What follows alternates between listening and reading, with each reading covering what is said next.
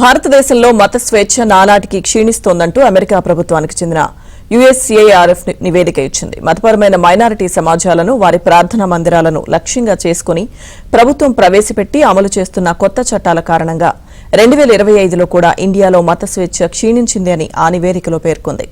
కఠినమైన మత మార్పిడి వ్యతిరేక చట్టాలను ప్రవేశపెట్టడం లేదా జైలు శిక్షలను చేర్చడం ద్వారా ఉన్న చట్టాలను మరింత కఠినతరం చేసేందుకు చాలా రాష్ట్రాలు చర్యలు తీసుకున్నాయని అందులో వెల్లడించింది.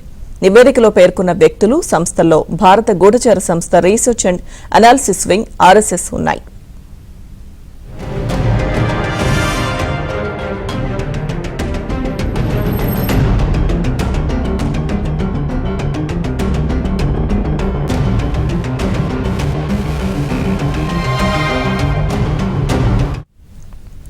అయితే యుఎస్సిఐఆర్ఎఫ్ నివేదికలో దురుద్దేశపూర్వకంగా పక్షపాతంతో భారత్పై చేసిన వ్యాఖ్యలను ఖండిస్తున్నట్టు భారత విదేశాంగ శాఖ అధికార ప్రతినిధి రణ్ధీర్ జైస్వాల్ తెలిపారు.